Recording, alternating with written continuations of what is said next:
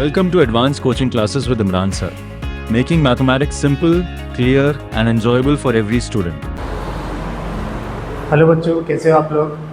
मैं इमरान सर। चलो आज हम पढ़ेंगे क्या, क्लास 10 चैप्टर 7 कोऑर्डिनेट ज्योमेट्री का डिस्टेंस फॉर्मूला। सबसे पहले डिस्टेंस फॉर्मूला को हम क्या करेंगे, डिराइव करेंगे, फिर इसके क्वेश्चंस करेंगे। आज चैप्टर 7 को कंप्लीट करेंगे। अब देखो कैसे, सबसे पहले हम इसका क्या कर लेते हैं, इसका फॉर्मूला डिराइव कर लेते हैं। और दूसरी बात ये कि डिस्टेंस फॉर्मूला जो है वो क्या होता है ना, किसी दो पॉइंट के बीच की डिस्टेंस निकालने के लिए यूज़ करते हैं। तो बिना देर के पहले इसको डिराइव करते हैं। चलो मान लो कि हमारे पास दो पॉइंट है। एक पॉइंट हमारे पास क्या है, P x1 y1, और एक पॉइंट हमारा क्या है, Q x2 y2। P point के कोऑर्डिनेट है हमारे क्या, x1 y1, और Q पॉइंट के कोऑर्डिनेट क्या है हमारे पास, x2 y2। इन दोनों पॉइंट की बीच से क्या निकालनी है, हमको डिस्टेंस निकालनी है। डिस्टेंस निकालनी है तो ये दोनों पॉइंट है, ये दोनों पॉइंट के बीच की क्या निकालनी है, हमको डिस्टेंस निकालनी है। ये P पॉइंट हमने एक स्ट्रेट लाइन करके दोनों के बीच की क्या करनी है, डिस्टेंस निकालनी है। डिस्टेंस निकालने के लिए पहले हमको पता है कि ये दोनों पॉइंट कहाँ लाया करते हैं, 2D प्लेन के अंदर लाइन करते हैं। और 2D प्लेन के लिए हम क्या करते हैं, सबसे पहले कि हम एक वाई एक्सिस ड्रॉ कर लेते हैं और एक्स एक्सिस ड्रॉ कर, वाई एक्सिस वर्टिकल और हॉरिजॉन्टल। तो हमने क्या करा, यहाँ पे वाई एक्सिस ड्रॉ कर लिया, ये हमारी क्या होगी, वाई एक्सिस, और ये हमने क्या ड्रॉ कर दिया, एक्स एक्सिस। क्लियर। अब हम क्या करेंगे, इन दोनों पॉइंट से एक्स एक्सिस और वाई एक्सिस पे क्या ड्रॉ कर लेते हैं, परपेंडिकुलर ड्रॉ कर लेते हैं। तो यहाँ से हम क्या ड्रॉ कर लेते हैं, एक परपेंडिकुलर, और ये क्यू पॉइंट से एक परपेंडिकुलर हमने एक्सिस। ऐसे ही हम क्या करेंगे, वाई एक्सिस पे कर लेते हैं।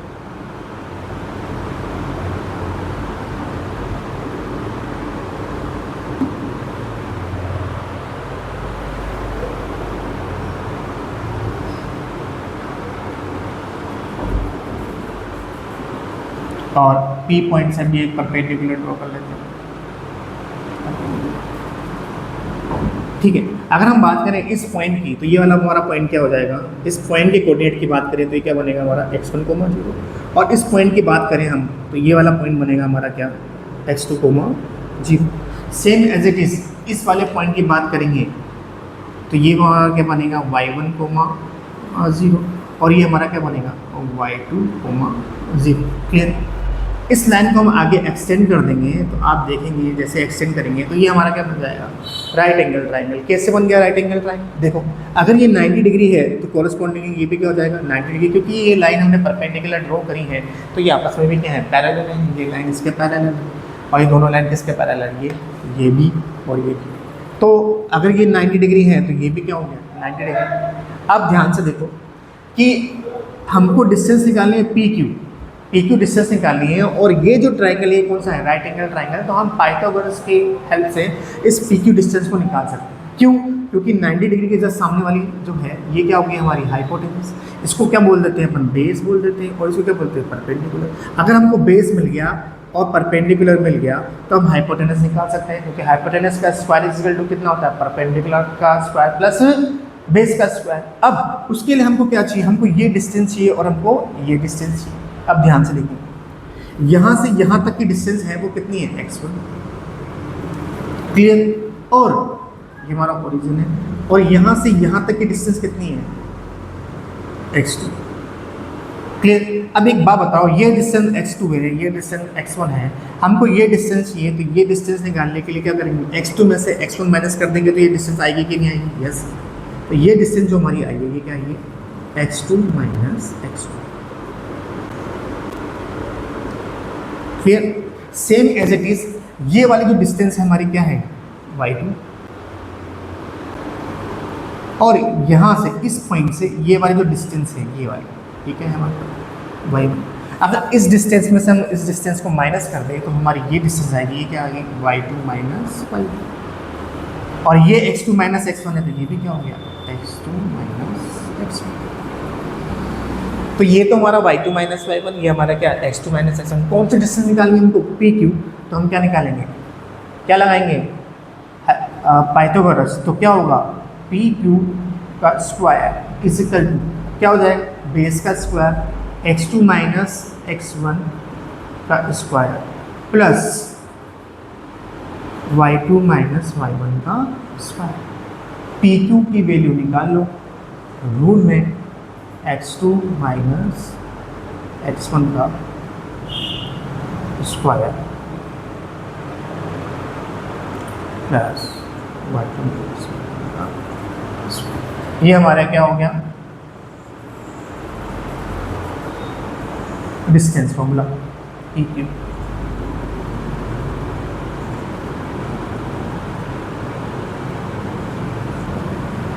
तो इस तरह से ये डेरिवेशन है, पता होना चाहिए क्लास सीबीएसई, क्लास 10 सीबीएसई और आरबीएसई में डिस्टेंस फॉर्मूला पे डायरेक्ट क्वेश्चन भी आते हैं, लेकिन सीबीएसई के अंदर केस स्टडीज आ जाती हैं कभी कई बार इसमें। तो ये बात पता होना चाहिए कि किस तरह से कोऑर्डिनेट्स होते हैं, उनके बीच की डिस्टेंस कैसे निकाली जाती है।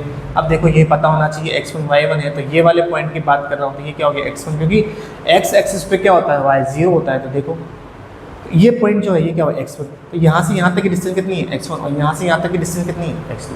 तो ये सारी चीज़ें आपको क्लियर होगी, तब जाके आप केस बेस्ड स्टडी क्वेश्चंस कर सकोगे। और अब नेक्स्ट क्लास के अंदर हम पढ़ेंगे कि नेक्स्ट क्लास या इसी क्लास के आगे हम देखेंगे अभी कि किस तरह से डिस्टेंस फॉर्मूला अप्लाई किया जाता है। ठीक है, तो सबसे पहले इसके क्वेश्चंस करते हैं और इसके क्वेश्चंस एग्जांपल करके दिखाता हूँ मैं। देखो कैसे स्टार्ट कर, चैप्टर 7 स्टार्ट कर दिया है मैंने, आज डिस्टेंस फॉर्मूला स्टार्ट कर दिया, मतलब पहले डेरिवेशन स्टार्ट कर दिया, अब डिस्टेंस फॉर्मूला अपन प्रैक्टिस करते हैं। कोई भी 2 पॉइंट ले लेते हैं। मान लो डिस्टेंस फॉर्मूला क्या था हमारा, डिस्टेंस फॉर्मूला हमारा क्या था, एक बार रिवाइज कर लो इसको। डिस्टेंस फॉर्मूला क्या था हमारा, distance formula √x2 minus x1 का whole square plus y2 minus y1 का होल स्क्वायर। क्लियर है। इसके अंदर हम सबसे पहले क्या करेंगे, आपको कैसे वैल्यूज पुट करनी है और एग्जाम में कैसे करना है। अभी सिंपल हम 2 पॉइंट के बीच की डिस्टेंस निकाल रहे हैं, तो डिस्टेंस फॉर्मूला को इसको डिस्कस करते हैं कैसे। मान लो कोई 2 पॉइंट है हमारे पास, क्वेश्चन है हमारे पास कोई कि एक पॉइंट है P जिसके कोऑर्डिनेट है हमारे पास 4, -5 और एक कोऑर्डिनेट है हमारे पास क्या Q पॉइंट जिसके कोऑर्डिनेट है 3, -4। अब ध्यान से देखो, माइनस वाला ही क्वेश्चन पहले कराना हूँ क्योंकि इसमें माइनस प्लस की गलती आपसे हो सकती है। कैसे करेंगे ध्यान से देखो। सबसे पहले हमेशा एक बार हमको डिस्टेंस निकालनी है, पी क्यू के बीच की डिस्टेंस निकालनी है। तो इसको ले लो आप, नीचे लिख दो यहाँ पे x1, इसको लिख दो यहाँ पे y1, यहाँ पे लिख दो x2 और यहाँ पे क्या लिख दो y2। इन दोनों पॉइंट के बीच क्या निकालनी है, हमको डिस्टेंस निकालनी है। तो हमने क्या कर दिया, x1 y1 और ये क्या हो गया x2 y2। अब ध्यान से देखो, एज इट इज़ इनकी वैल्यूज़ को इसमें पुट कर दो। कैसे, ध्यान से देखो, x1 क्योंकि हमको पता है x2 माइनस x1 है, x2 पहले आएगा तो ब्रैकेट के अंदर 3 - 4 का होल स्क्वायर। क्लियर, ये x2 माइनस x1 का होल स्क्वायर प्लस उसके बाद -4। अब देखो यहाँ -4 है और ये भी -5 है, तो यहाँ पे आप चाहो तो करली ब्रैकेट लगा सकते हो, -4, ठीक है, -4 -5, तो माइनस तो फॉर्मूले का माइनस, और ये -5 को ब्रैकेट में लिख के करली ब्रैकेट करके इसका क्या लगा दो, होल स्क्वायर, ताकि आपको थोड़ा सा आसानी रहेगी। डायरेक्ट भी आप सोल्व कर सकते हो, कोई दिक्कत वाली बात नहीं है, लेकिन जो बहुत जीरो से स्टार्ट कर रहा है तो उसके लिए तो मैं यही बोलता हूँ कि आप उसको इस तरह से लिख लो। अब ध्यान दो, डिस्टेंस निकालनी है हमको पी क्यू के बीच की, तो हम क्या करेंगे, अब ध्यान से देखो, 3 - 4 कितना होता है, -1 का होल स्क्वायर प्लस, अब देखो ये माइनस है तो हम ब्रैकेट में ये माइनस क्या हो जाएगा, ये ब्रैकेट के बाहर जब माइनस होता है तो दोनों किसमें मल्टीप्लाई है, तो ये माइनस क्या हो गया प्लस, तो -4 प्लस 5 और इसका क्या आ गया, होल स्क्वायर। क्लियर। अब देखो -1 का स्क्वायर, माइनस का हमेशा स्क्वायर करते हैं, इवन नंबर है तो हमेशा क्या आएगा, पॉजिटिव वैल्यू, तो ये क्या हो गया हमारा +1 प्लस, और ये क्या हो जाएगा, 5 में से 4 जाएगा तो कितना बनेगा, 1 का स्क्वायर। डायरेक्ट लिख सकते हैं 1 का स्क्वायर कितना होगा, 1, हमारी डिस्टेंस कितनी आ गई, √2, तो ये √2 आंसर।